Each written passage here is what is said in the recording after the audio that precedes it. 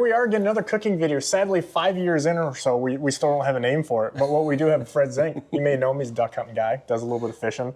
I know a lot about wings. He knows more about wings than he does catching walleyes. But it's possible. We're going to do something a little different. I'm excited for this one because I can't say this is new, but it's newer. People maybe don't even know what the wings are. Yeah. And a lot of people I talk to say, I don't like them. And so you've got a little different twist, and that's kind of the whole point. Yeah, there's a couple different ways to do it. Now, a wing, I think the people that don't like them, Ross, are people that do it, put them in a cooler, go home, freeze them, get them out a month, 2 months later.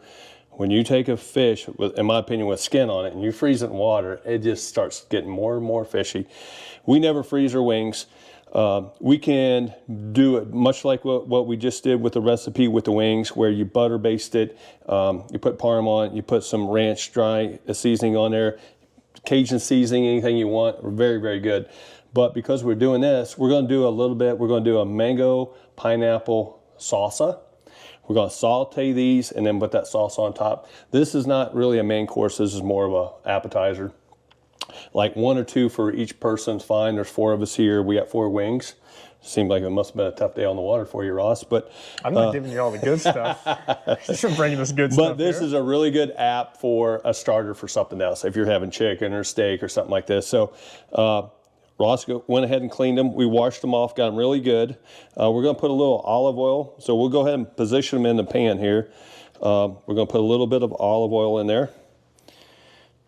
Okay. And again, olive oil. So we talked about this in some of the other videos we've done, but olive oil is not just olive oil, right? No, this is real olive oil. No seed oils. No seed oils. Makes a big difference. And then I like to put a little real butter in there, not margarine, not Parquet. I can't believe it's not butter. None of that junk. We're talking about real butter. And then we'll season them. I like to season them before I put them in the pan. That way we don't... I'm gonna go with this seasoning right here. Okay, it's mild, and when you do that's kind of one of your favorite. You use that for a lot of stuff. Yeah, right? This is very mild. It's steak seasoning. It's meant to be, but it's great on chicken, great on pork, great on fish, obviously. And now here's what I should have did. Is I put it face down first to get a little olive oil because you need a binder. So. That's more like what I like to do right there. And I like to put the fins up the pan because, again, you want that fishiness away from what you're trying to eat there. Let's get them all in here. Actually, Ross, you had a better day than I thought. You got 5, buddy.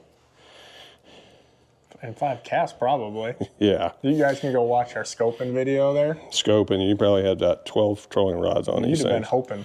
Mega Live 2. Mega Live 2. Hey, that hummingbird you hooked me up with, I got on my Sportcraft. Talked, obviously, Tim Price. And he got me hooked up on that hummingbird with Sidefinder and all that. Yeah, I think we went and put two side imaging on there. And put Yeah, with a you helped me cable, with right? the transducer. I've been messing with that, moving around a little bit. I think I got it dialed in. But, man, just I really like the side imaging for seeing all the structure. But Fred's the a big down guy. imagery is killer. These guys listen, they might not know who you are because they're fishing guys and you're kind of a hunting guy. Right? I'm a hunting guy. Yeah. But I live on the shore of Lake Erie. But he's what we call a white boater. I'm a sparkly boater. Okay, that's what you call me, them damn Well, we call you boats. a drag queen because you're a troller, but... I do it all. I do it all. So he's got a 30-foot sport craft? See, I've known Ross for how long? Too long. Too long. And this year on video was the first time I ever seen Ross Robertson make a cast. He's usually got all the rods out. And that's how I started my career, you know that? Back in the day? Yeah, before we even had all those How's that fancy trophy boards. room you got coming? It's big. Still the closet? Or wait, did you move up? I mean, you got to keep your bowling trophies. Make yourself feel good about you. But all right, hey, let's move on to cooking. There's a lot of ego going on here. You can't start it, man. Okay. So we're making a mango salsa here. So I got a mango, fresh mango we peeled, and all I'm doing is dicing it up to small pieces. And we happen to have some pineapple. You don't have to have pineapple, but I think it offers just another citrus taste to it. And citrus is really, really good with fish or a mild fish like that. This is really killer on fish tacos. We'll have to do that sometime. I could see that as well. for sure. So there's your mango. some pineapple. Again, pineapple, different flavor. It's really good. Pineapple is really good for your digestive system. And so we do eat quite a bit of pineapple. And again, we talked about that. We don't like to, if it's got more than 3 ingredients, we don't like to eat it in this house. And I think both of us have really changed our eating habits in the last few years, right? Yeah, I went through some health issues, and when you get old, you start to get fat. And so, I mean, you've done both of those things more than me. that's true. How true. So we got mango, pineapple, red onion. Red onion just gives it that other. Love me some red onion. Yeah, you know, it really gives you a different flavor. And ultimately, in there, you say we're making a salsa basically with this, right? 100%. Yep. And then get this fine. You don't want the onions real big. You got to kind of really chop that up. So yeah, you don't want to eat too big of a chunk of that. No. And so we're going to dice that down. Get that fine. I'll probably come back to that. And then I saw you, the missus grabbed something out of the backyard there, right? We got a little herb garden in the back, and Miss Dawn takes care of that. Not a Michigan herb garden, though, right? No, a little different. Just checking. She probably tried to grow some of that. She likes to grow about anything. So a little cilantro. Now this is what you don't want to go crazy with. I really like it, but it can overpower everything. And we'll dice it up real good. And I can continue to get that finer, especially the onion, while we get this pan going. And then let's move this over here. So these here we're going to saute. And so we're going to do this over here. I like to start with a cold pan personally, instead of having it ripping hot. I like to start like this right here. It just gives you a better crust and stuff like that. And then what I like to have a lid. Try to keep the heat in there a little bit. Yeah. There we go. Get that going. And then let's slide back over here to the salsa. And this is your topping. Obviously you don't cook this because you want totally different flavors, and you want this nice and cold. So what I'm gonna do is I'm gonna scoop that up, put it all in a bowl, and we got 5 cheeks, so you don't need a lot. We might have more salsa than fish here, and then panza, which is a citrus blend. I like the citrus blend. You can make your own panza with soy, and there's about 3 or 4 ingredients in it. Is that essentially a variety of soy sauce? Koki man? No, panza is a different sauce. It's a Japanese style, but this here is citrus blend. So it just adds to it. And then I like to add, where's my salt? I like to add just a little bit of Redmond's real salt. It really makes And all salts are not the same, right? All salt's not the same. If you're going to eat salt, no better. That's really, really good stuff. That's real salt. Mix that together. And now while we're cooking, because we got some other stuff going, I'm gonna put this in a refrigerator because we want this cold, food hot. It really changes the flavor.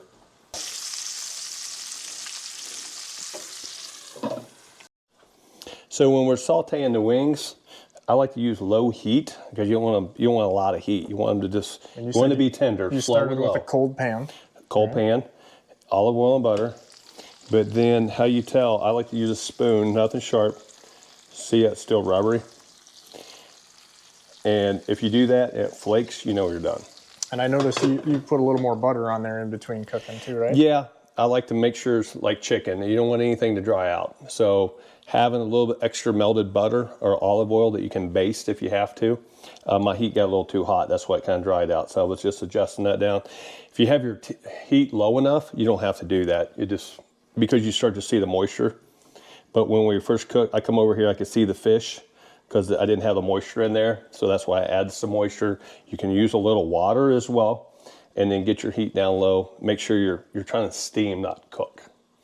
So you're just using moisture and low heat to make sure they're done. And they're still rubbery. And you want to try to keep your lid on as much as possible so it doesn't dry out. So when you're testing that with that spoon and you're kind of pushing rubbery, somebody that hasn't done it before maybe is like, they're questioning that. So how are you going to know that that's done? Like, As soon as you push on it, the seam of the fish will open up. You know, when we cook these on the grill, the fillets, you'll see them. You can visually open it up and you'll see it. The pores will just open right up because there's a lot of seams right here with the texture where the belly meat has more fat in it. So you got to render that fat out. So this is the best part of the fish. It's not the most healthy because of mercury and whatever's in Lake Erie, right?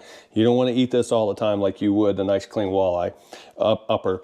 But this here has a tremendous more flavor complex simply because it's more fat. So but you need to render the fat out a little bit. So slow and it's like when you're cooking brisket, anything with a lot of fat in, you can't cook quick because you have to render that fat out. So same way with wings, I like to cook at a very low heat, render the fat out, and then that fat juices soak into the meat. It's like a good ribeye. Good cooks are kind of like good fishermen. They don't like to give stuff up, right? But they don't like to be pinned down. But roughly the temperature and the time you think to do one of those? I'm cooking on simmer, and I'd say about 10 minutes. Something similar to that right there. Between that and the spoon check, that should get you in there. Yep. And you don't want to keep checking. If you're looking, you ain't cooking. That's the old barbecue term, right? If you're looking, you ain't cooking because you don't want that heat to come out. You want it, it'll start to create toughness. So this right here, moisture, if it starts to evaporate, then I'll check the fish or add more butter and or water. Make sure you're steaming the fish. So if you're looking, you're not cooking. That's right. But I think we're about ready. Yeah. I can simply tell by the color of the meat starting to really turn white. But then I have a spoon that we talked about, and let's come in here and see how that presses apart. Just like that. Not really rubbery anymore. No, this is really, really tender. So we're done with the cook here. We get it all plated up. We got the salsa we'll put on top. And this isn't meant to be a full smash.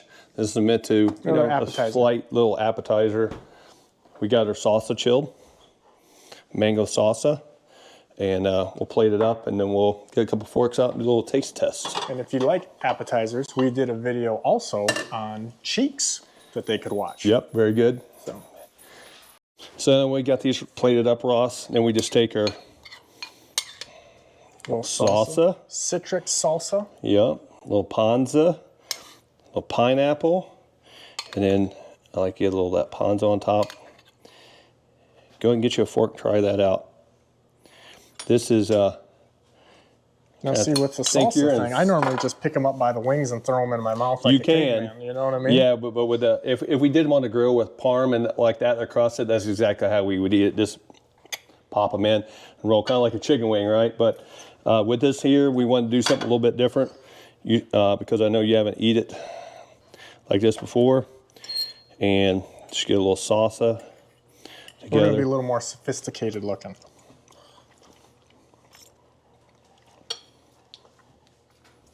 Really, really good. That's a good one. Different way to doing things.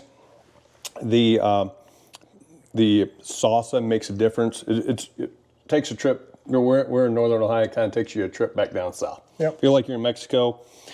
And you know, the internet trolls or whatever are going to say, well, I don't like citric salsa. And well, you probably haven't tried it, because I didn't until now. But even if you don't, you can do this if you watch some of the other videos we've even done together with the different ways of cooking it. But the point is there's another part of the fish that you don't have to throw out. Yeah. You probably want to eat it fresh.